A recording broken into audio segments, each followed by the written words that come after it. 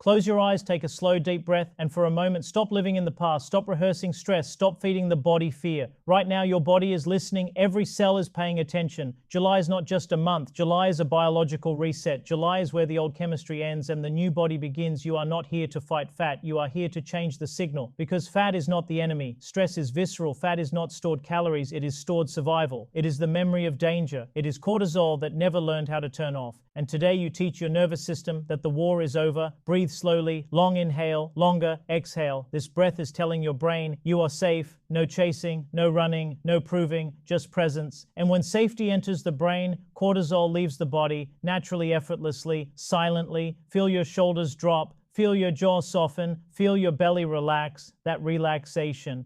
Is fat loss beginning? Visceral fat is not a moral failure, and it is not proof of weakness, and it is not the result of laziness or lack of discipline, because the body does not store dangerous fat simply because you enjoyed food, but because it believed it was not safe to let go. And when the brain lives in constant alert, it releases cortisol again and again and again until the body learns to live in emergency mode as its normal state. And cortisol is not evil, because it exists to save your life in moments of real danger. But when danger becomes psychological and never ends, the body never receives the signal to stand down. And in that constant chemical alarm, visceral fat becomes a protective adaptation, wrapping itself around vital organs like biological armor, because the nervous system is convinced that scarcity, chaos, and threat are always around the corner. And this is why dieting harder and punishing the body more often backfires, because the brain interprets restriction as another threat and responds by increasing stress hormones, which tells the body to hold on even tighter. And this is why people who exercise intensely but live mentally stressed often see stubborn belly fat that refuses to move, because the body is not responding to calories alone, it is responding to perception, and perception always comes before physiology. And when your mind wakes up already racing, already worried, already rehearsing problems that have not happened yet, the brain releases cortisol before your feet even touch the floor, and that single chemical decision shapes the entire day by raising blood sugar, increasing insulin resistance, slowing digestion, and signaling fat cells, especially visceral fat cells, to stay closed and guarded. And the body in this state is not designed to burn fat, it is designed to survive, and survival mode always chooses storage over release. And this is why calm people often lose fat without obsession, while stressed people struggle despite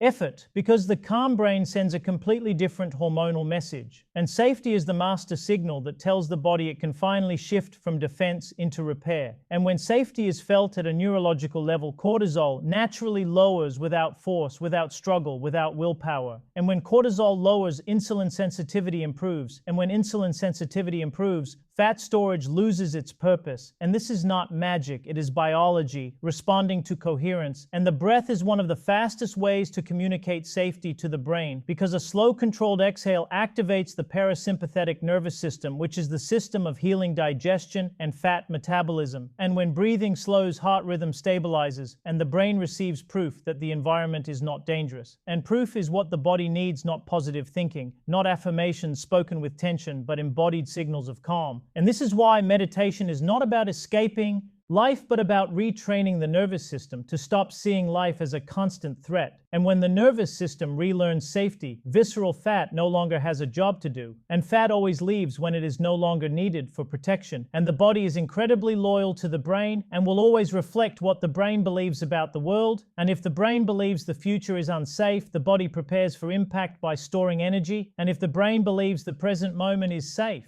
the body opens pathways for release, renewal, and balance. And this is why visceral fat loss begins not in the gym and not in the kitchen, but in the mind that finally stops fighting reality. And fighting reality is one of the biggest sources of chronic stress, because resistance tells the brain something is wrong right now. And the moment something is wrong, cortisol rises, and the moment cortisol rises, fat loss shuts down, and this cycle repeats silently for years until the body forgets what relaxation feels like. And relearning relaxation is not weakness, it is biological intelligence. And the body that feels safe burns fat efficiently, because efficiency is only possible when systems are not overloaded with stress signals. And this is why forcing results creates the opposite outcome, because force is interpreted as danger, and danger always equals storage. And when you begin to sit in stillness and regulate your breath and soften your internal dialogue, you're not doing nothing, you're actively reprogramming the hormonal environment of your body. And each calm moment is a message telling telling your cells you will survive without hoarding. And each moment of presence lowers the need for visceral fat to exist. And over time, these moments stack and become a new baseline. And the body adapts to the new normal, just as it once adapted to stress. And the adaptation to safety is leaner, lighter, and healthier because the body is no longer preparing for disaster. And this is why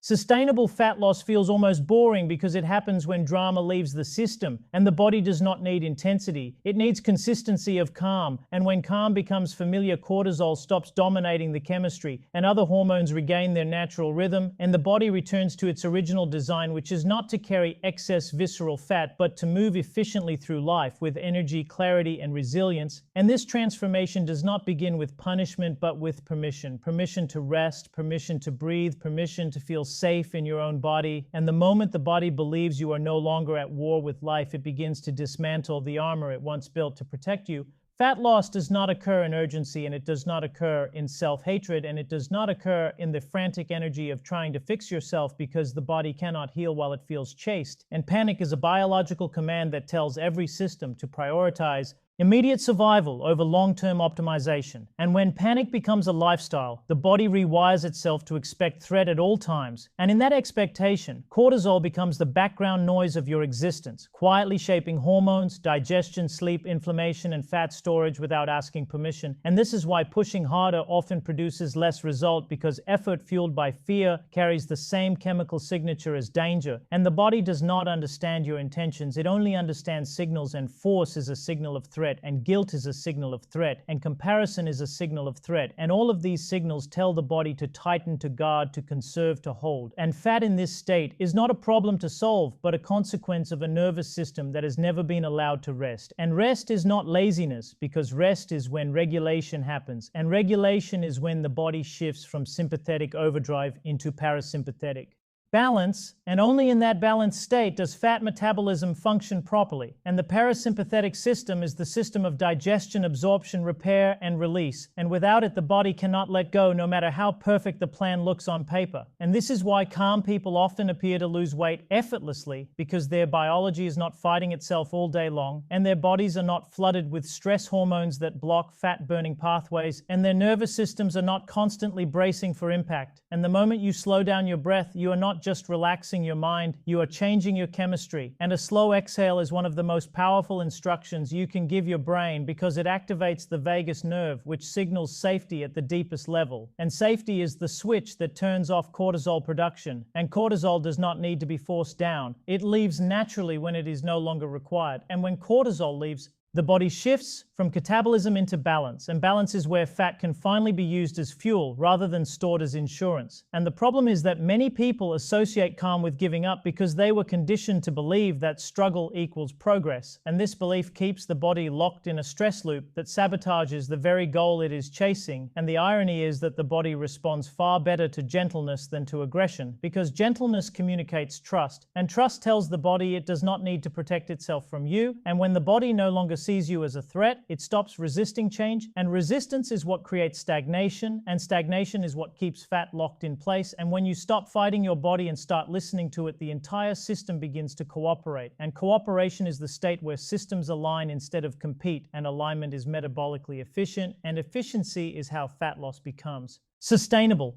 And panic burns glucose, not fat, because glucose is fast energy for emergencies. And as long as your life feels like an emergency, your body will choose glucose and storage over fat release and calm. On the other hand, allows the body to access fat, because fat is slow, stable, long-term fuel designed for peaceful states. And this is why people who sleep better, manage stress, and regulate emotions often see changes without extreme measures, because their bodies are finally in the correct state to access stored energy. And emotional regulation is metabolic regulation, because emotions drive hormones, and hormones drive physiology. And when emotions are constantly spiked, the body never returns to baseline. And baseline is where healing happens. And baseline is where inflammation goes down. And insulin sensitivity improves, and hunger signals normalize. And hunger itself becomes distorted under stress, because cortisol increases appetite for quick energy while dulling satiety. cues, and this creates cycles of overeating that are not caused by lack of discipline but by chemistry, and calming the nervous system corrects these signals automatically without willpower, and willpower is limited, but biology is automatic, and when you work with biology instead of against it, results feel natural instead of exhausting. And the calm state allows the prefrontal cortex to come back online, which improves decision-making and impulse control without effort. And this is why mindful people often eat better without strict rules, because their brains are no longer hijacked by survival circuits. And the body in calm is receptive. It listens, it adapts, it heals. And the body in panic resists it, hoards it, inflames. And every time you choose to pause, to breathe, to slow down your internal dialogue, you are choosing fat loss at a hormonal level, even if nothing changes externally in that moment. And these moments accumulate and retrain the nervous system to see life differently. And perception is the root of all physiological change, because perception determines which chemicals. A July is not just a page on the calendar, and it is not just another month passing by unnoticed, because time only becomes powerful when meaning is assigned to it, and the human brain is deeply responsive to symbolic moments, which is why beginnings carry neurological weight. And when you decide that July is a reset, your brain reorganizes around that decision, and decisions are not just thoughts. They are commands that alter neural circuits and hormonal direction. And the moment you claim a reset, the nervous system shifts out of autopilot and into awareness. And awareness is where change begins, because autopilot repeats the past while awareness opens the door to the future. And most bodies are not trapped by food or age or genetics, but by unconscious repetition of stress patterns that have been rehearsed for years. And July becomes powerful when it interrupts those rehearsals and declares an end to old chemistry. And chemistry is the language the body understands more than words. And old chemistry is stress hormones circulating daily as if danger is permanent. And when stress chemistry becomes familiar, the body adapts by hardening itself through inflammation, insulin resistance, and visceral fat storage. And declaring a reset is not pretending the past did not happen, but deciding it no longer controls the present. And the brain responds to novelty, because novelty requires new mapping. And when a month is framed as new, the brain becomes more plastic, more adaptable, more open to learning. And plasticity is the biological doorway through which transformation walks. And without plasticity, the body cannot change, because it is locked into predictable responses.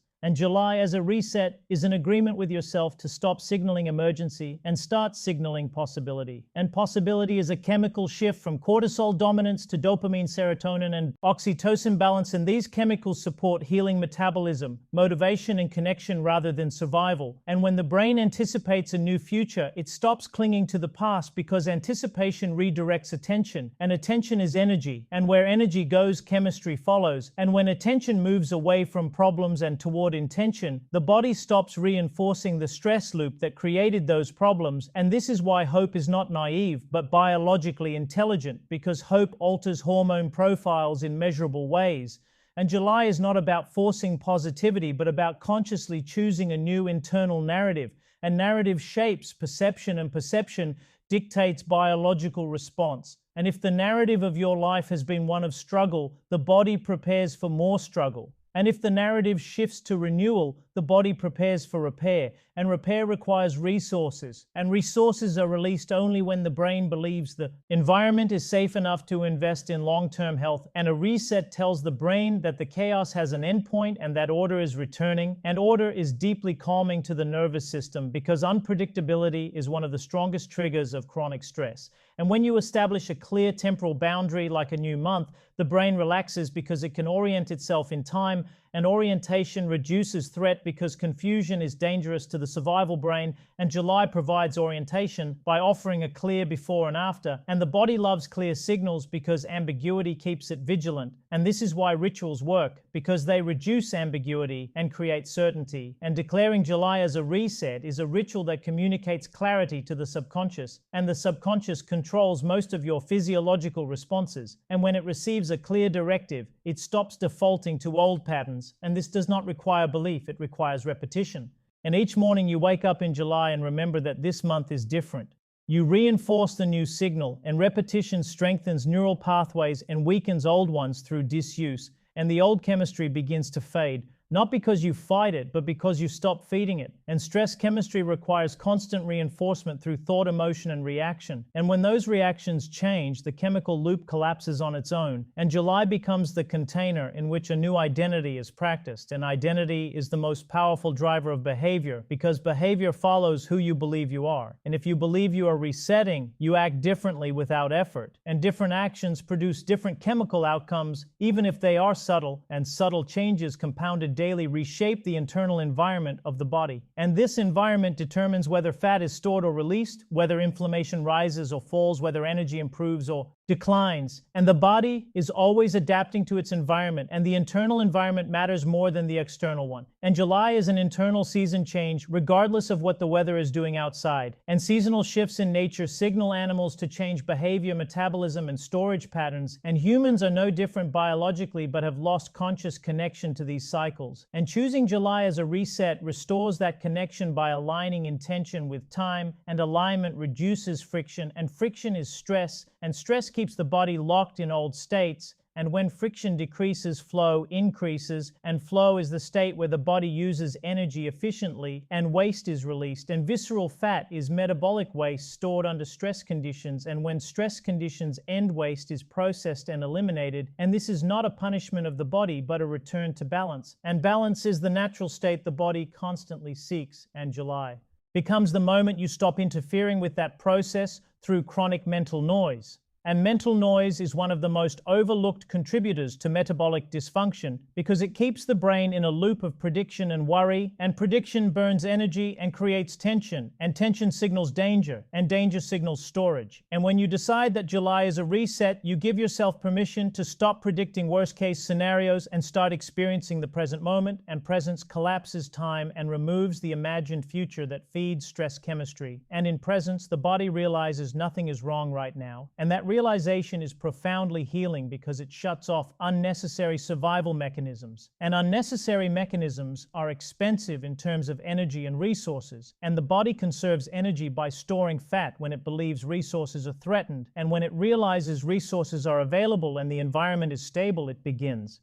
to spend energy on repair, optimization, and release. And July becomes the symbolic doorway through which the body walks back into trust. And trust is the opposite of fear, and fear is what maintained the old chemistry. And when fear dissolves, the chemistry that depended on it dissolves too. And this dissolution is gentle, gradual, and natural, because the body prefers harmony over conflict. And the reset is not dramatic, because drama is stress, and stress is the old pattern, and the new pattern is quiet, steady, and consistent. And consistency is what convinces the body that the change is real. And once convinced, the body fully commits to the new direction, and that commitment is reflected in improved sleep, clearer thinking, reduced inflammation, balanced hormones, and gradual effortless fat loss. And this is why July matters, not because of superstition, but because of how the brain and body respond to meaningful beginnings. And when you mark this month as different, you step out of unconscious repetition and into conscious creation. And creation is the highest function of a regulated nervous system, because only a system that feels safe has the freedom to build rather than defend. The body is not confused, and it is not random, and it is not working against you, because the body is one of the most intelligent systems ever designed, and its primary function is adaptation. And adaptation means it changes itself based on the signals it receives every single moment. And those signals are not calories or steps or supplements first, but thoughts, emotions, and perceptions, because the brain is the command center and the body is the executor. And whatever the brain believes to be true about the environment, the body immediately begins to prepare for. And this preparation happens automatically without your conscious permission, because survival is faster than logic. And when the brain believes life is demanding, unpredictable, and threatening, the body adapts by becoming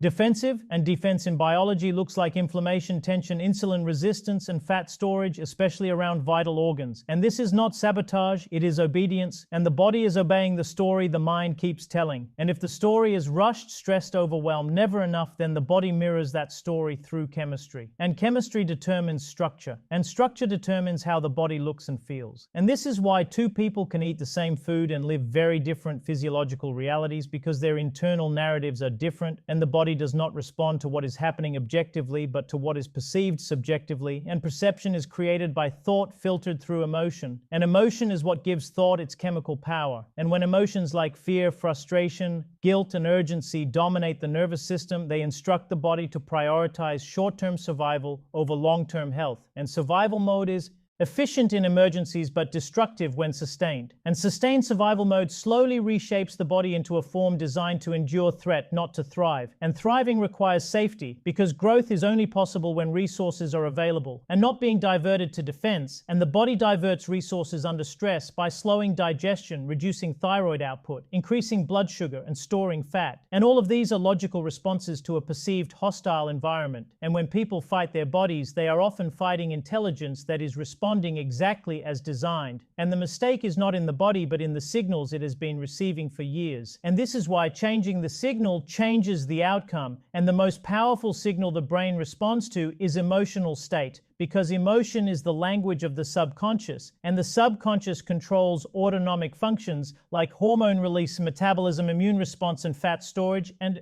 when emotional states shift from fear to calm, from resentment to acceptance, from urgency to presence, the subconscious receives a completely different set of instructions, and the body responds immediately, even if results are not yet visible. And visibility always lags behind chemistry, and chemistry always lags behind perception. And when perception changes consistently, chemistry follows predictably. And predictability is comforting to the nervous system, because chaos requires vigilance, and vigilance requires cortisol. And cortisol is the hormone of readiness, not of healing. And when cortisol dominates, the body remains alert, tight, and guarded systems do not release, they hold. And this is why visceral fat is so resistant, because it is directly connected to the survival brain. And survival brain decisions override conscious desires every time, and conscious effort cannot overpower unconscious fear. And this is why willpower fails when emotional regulation is absent, and the body does not care what you want, it cares what you signal. And signaling happens through tone of thought, speed of breath, posture of the body, and emotional baseline. And when the baseline is anxious, the signal never changes, even if behavior does. And the body continues to obey the old command. And when the baseline becomes calm, the command changes without force. And force is unnecessary when clarity is present. And clarity comes from awareness. And awareness allows you to observe your internal state without reacting to it. And observation creates space. And space interrupts automatic patterns. And interruption is where choice appears. And choice allows you to respond instead of react. And response carries a different emotional charge than reaction. And that different charge sends a new message to the body. And repeated new messages create new expectations, and the body adapts to expectations because expectations predict the future, and prediction is the brain's main job. And when the brain predicts safety, the body invests in repair. And repair includes hormonal balance, improved insulin sensitivity, reduced inflammation, and fat release. And this is not something you need to micromanage, because the body already knows how to do it, and it has done it before. And the only reason it stopped is because it was told the environment was no longer safe. And safety does not come from perfect circumstances, but from internal regulation. And regulation is the ability to return to calm after stimulation. And many people live in constant stimulation without recovery. And the body interprets that as ongoing threat. And when recovery is reintroduced through stillness, breath, and emotional neutrality, the body immediately begins recalibrating. And recalibration is not dramatic. It is subtle and progressive, and subtlety is often overlooked because the mind looks for extremes, and extremes are stimulating but not stabilizing. And stability is what the body needs to release protection. And protection is what visceral fat represents at a biological level. And when the body realizes protection is no longer required, it begins dismantling it gradually and efficiently. And efficiency is the hallmark of an intelligent system. And the body will never release fat faster than it believes is safe, because speed itself can be perceived as stress, and stress would contradict the signal of safety. And this is why gentle, consistent regulation outperforms aggressive intervention over time. And time is required because trust must be rebuilt, and the body trusts patterns, not promises. And patterns are formed through repeated emotional states, not occasional efforts. And when calm becomes your most frequent state, the body reorganizes around that frequency. And frequency determines coherence, and coherence is when systems communicate clearly without interference, and interference is stress. And when interference drops, the body functions as a unified whole rather than fragmented systems competing for resources. And fragmentation is exhausting and leads to dysfunction, and unity is efficient and leads to health. And health is not something you you earn, but something that emerges when obstacles are removed, and the greatest obstacle is chronic internal conflict, and conflict tells the body to stay armored, and peace tells the body it can soften. And softening is not weakness, it is adaptability, and adaptability is survival at the highest level, and the body that adapts to safety becomes lighter, clearer, and more resilient because it is no longer carrying the weight of constant readiness. And this is why identity matters more than behavior, because identity determines baseline emotion, and baseline emotion determines hormonal tone, and hormonal tone determines physical expression. And when you begin to see yourself as regulated, calm, and in control, the body aligns with that self-image automatically, and alignment feels